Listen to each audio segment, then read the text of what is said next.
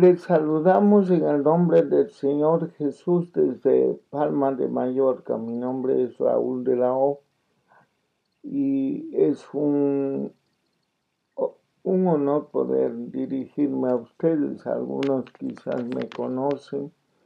En el pasado estuve sirviendo 20 años en la Ciudad de México y actualmente estamos en este gran país. Es para mí una bendición usar estos medios y poder tener alguna palabra de introducción a ustedes como grupo que van a reunirse para reflexionar sobre la fe.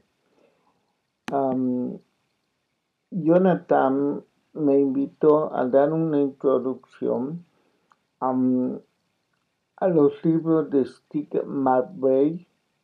Principalmente él tiene dos grandes obras que son impactantes: Caminando bajo su gracia y Donde reina la gracia. Déjeme poner un punto de reflexión.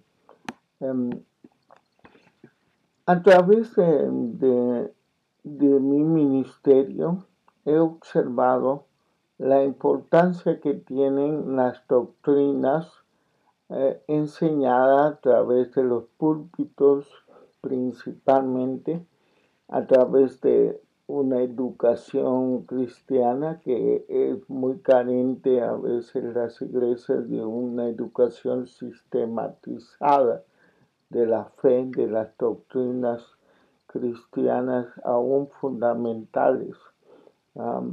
Brilla por su ausencia en muchas expresiones del cuerpo de Cristo una formación.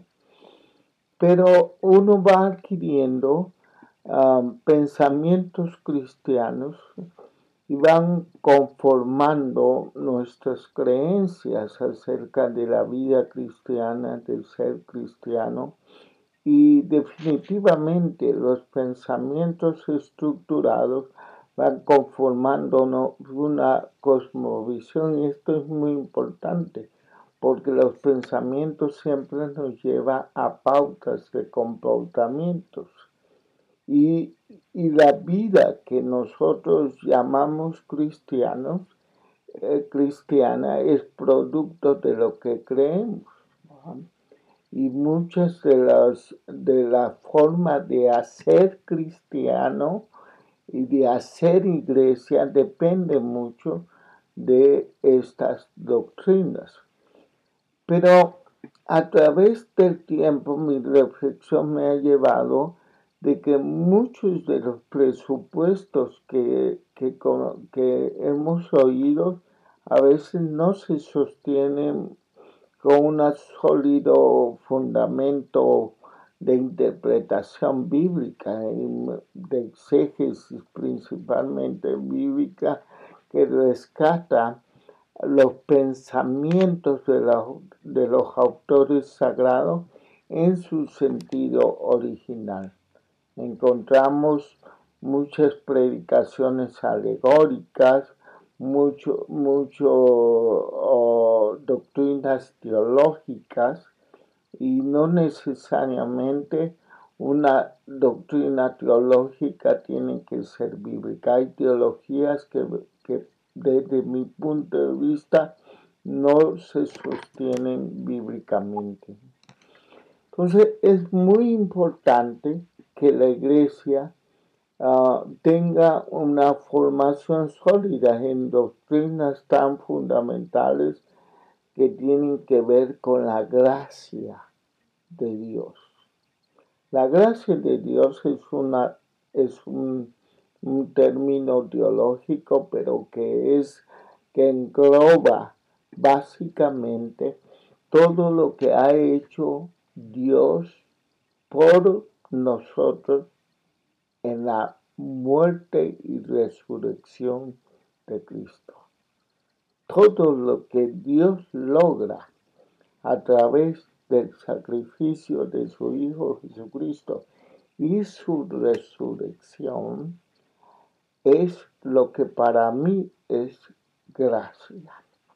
Y cuando uno revisa bíblicamente los conceptos de todas las implicaciones que tiene el sacrificio de Jesús y su resurrección, encontrará un sinnúmero de metáforas literarias que usan los autores sagrados, principalmente en el Nuevo Testamento, para describir esa obra. Como metáfora, como es la reconciliación, la justificación, la adopción, la salvación, la santificación, todos estos términos y la imputación, todos estos términos son metáforas poderosas para indicarnos la gracia de Dios. Lo que Dios hizo. Es muy interesante que toda la enseñanza del Nuevo Testamento acerca de estos términos están en verbos en modo indicativo.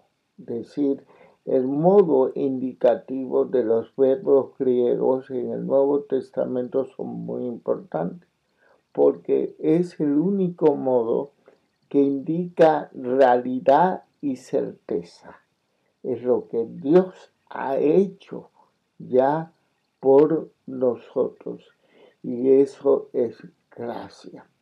Y es tan importante volver a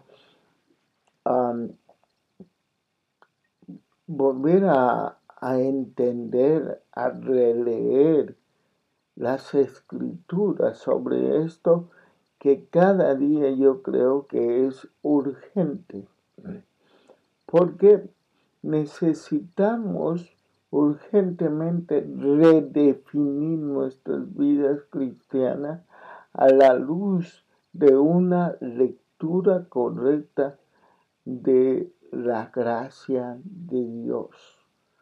¿Por qué? Porque el evangelio que he visto en nuestras iglesias es un evangelio muy antropológico, es decir, centrado en el hombre, centrado en lo que el hombre puede ser para tener una relación con Dios. Y el evangelio revelado en Jesucristo por los autores sagrados no está enfocado o centrado en el hombre, está centrado en Dios mismo, en lo que hace Dios. Y entonces eso cambia radicalmente.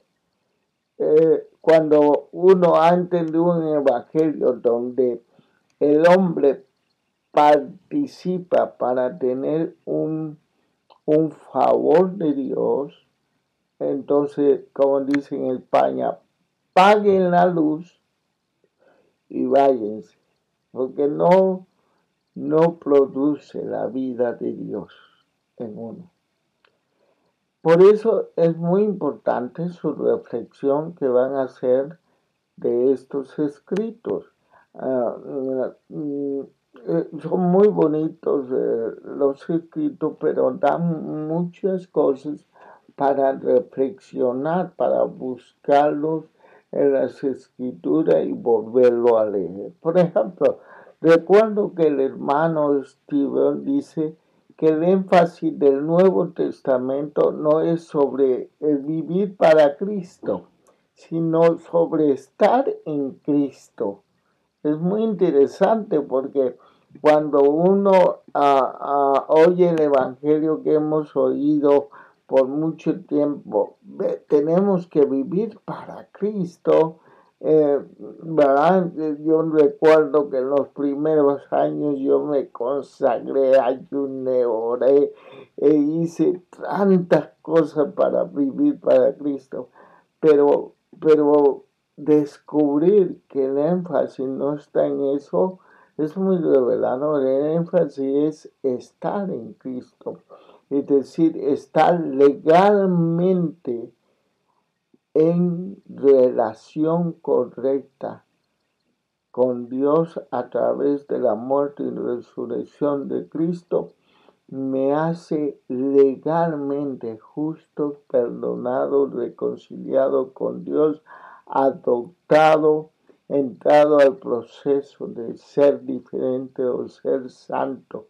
legalmente. Todas estas doctrinas no tienen que ver con sentimientos, tienen que ver con legalidad. Somos legalmente salvos por pura clemencia de Dios.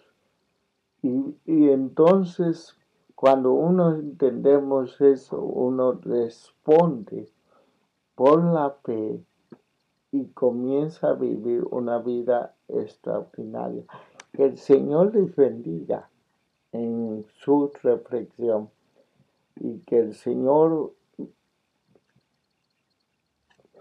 como dice el apóstol Pablo, deseando a la iglesia de Éfeso, os ruego al Padre de misericordia, Padre de nuestro Señor Jesucristo, que os dé espíritu de revelación en el conocimiento de Él. Dios le bendiga.